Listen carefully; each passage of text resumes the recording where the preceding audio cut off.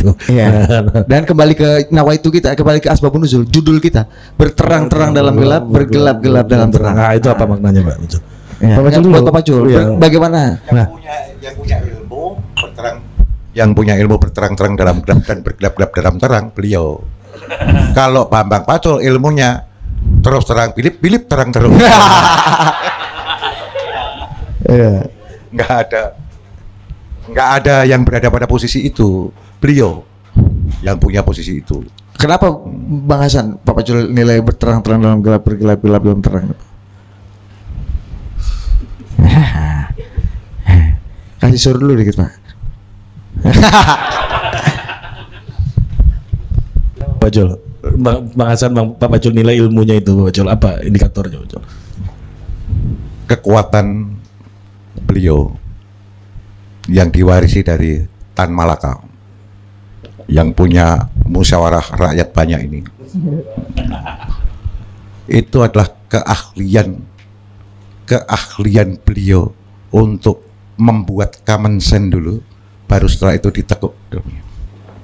Dia akan bicara dengan sesuai dengan komunikan, setelah itu dimasukkan ilmunya dia. Kira-kira begitu. Cara brainwash-nya mengikuti kaumnya. Jadi Tan Malaka ini ketika ketemu Bung Karno, sebenarnya masuknya Marxis itu dari Tan Malaka ke Bung Karno itu. Kemudian disempurnakan oleh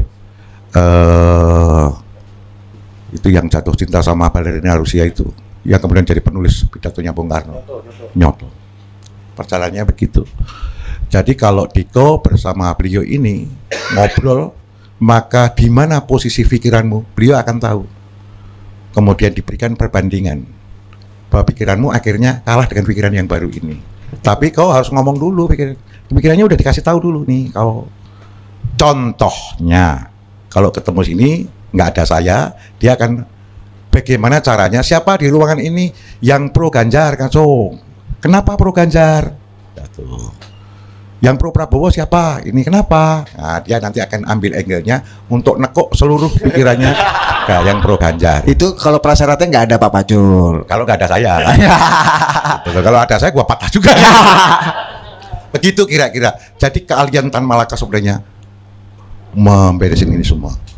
Bagaimana kemudian Tan Malaka di tahun 48 di Banyumas sana ikut kongres itu. Bagaimana dia kemudian mempengaruhi Pak Dirman itu. Kita harus merdeka 100%. Mula-mula enggak. Jelas. Merdeka 100%. Ini keahlian Mr. Tan Malaka yang diwariskan salah satunya oleh pada beliau. Nah, tapi tentu dimimikrikan dengan semangat zaman hari ini.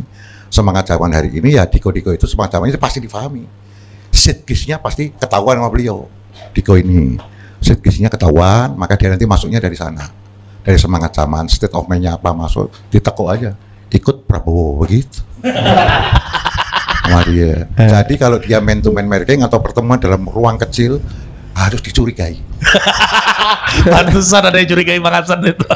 Harus dicurigai karena beliau ini begitu mempengaruhi Pak, katanya tadi Kabinda, Dasko kepengaruh sama dia. Saya kenal Dasko kok.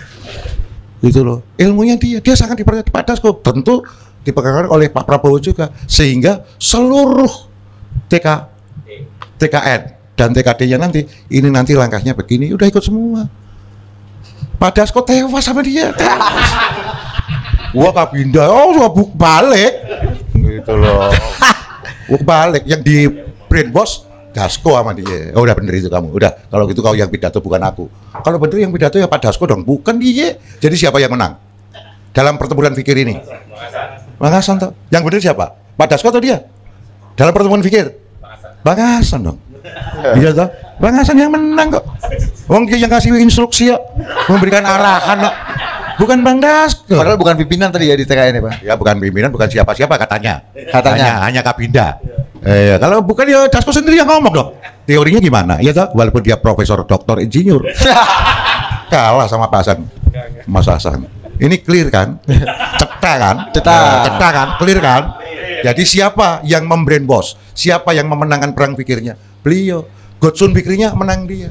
Hati-hati sama pasukan Murba. Itu Godsun pikirnya kelas A, Pak. Godsun pikir itu perang pikir.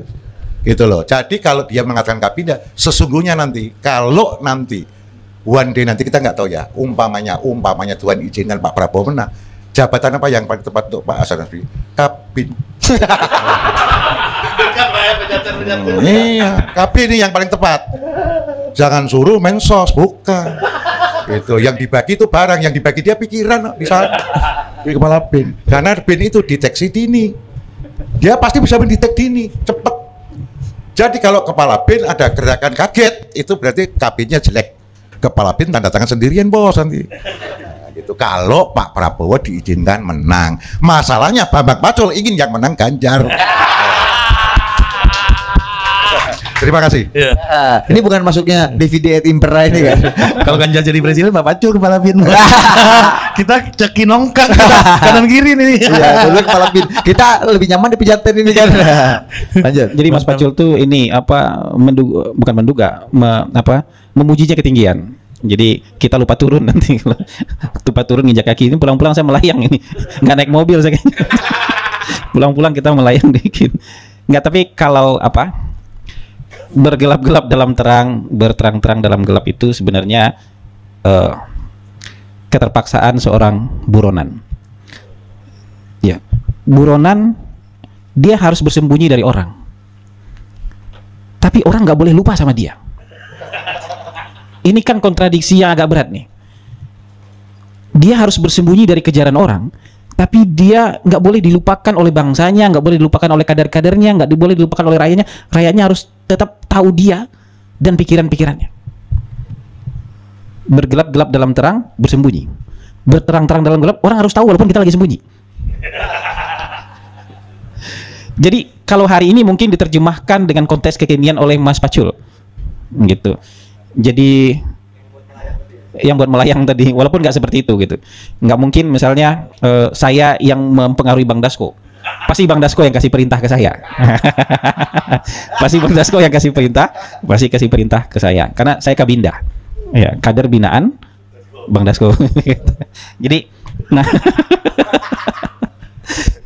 jadi itu filosofi bergelap-gelap dalam terang, berterang-terang dalam gelap.